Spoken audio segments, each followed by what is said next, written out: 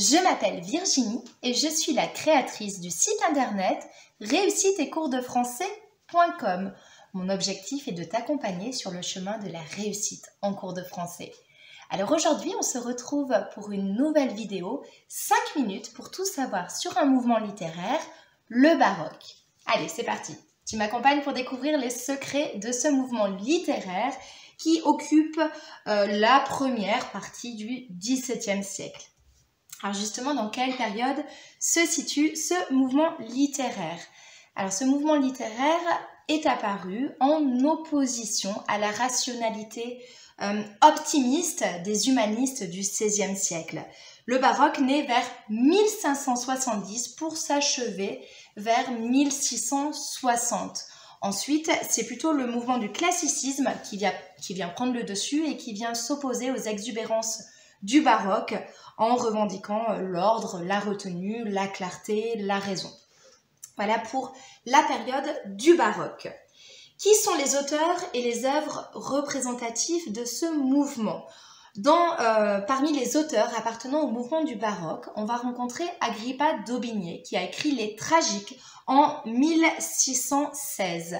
Les Tragiques sont une œuvre qui dénonce l'instabilité politique et religieuse liée aux guerres de religion de ce moment de l'époque de cette période, entre les protestants et les catholiques.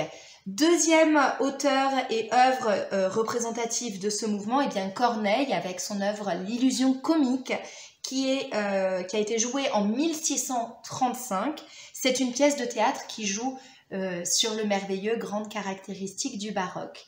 Enfin, troisième œuvre et troisième auteur représentatif du baroque, Molière, Don Juan. Alors Molière n'a pas écrit que des pièces baroques, mais Don Juan est une pièce baroque.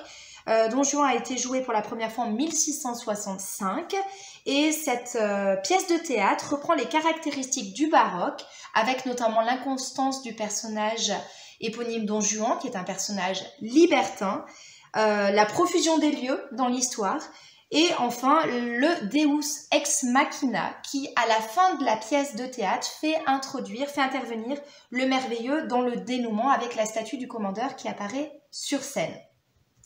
Quelles sont les principales idées de ce mouvement? L'esthétique du baroque se fonde sur l'absence de règles et beaucoup d'ornementation.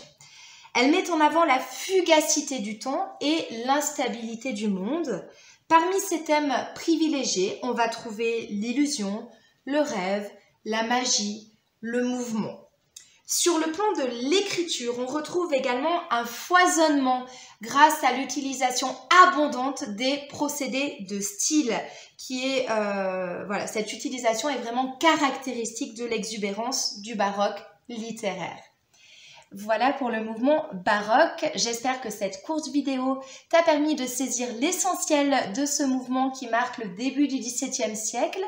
On se retrouve sur mon site internet et sur tous mes réseaux pour apprendre toujours plus et pour optimiser tes chances de réussir en cours de français. Quant à moi, je te souhaite une excellente réussite en cours de français et surtout, n'oublie pas que la force de la littérature soit avec toi. Bye bye!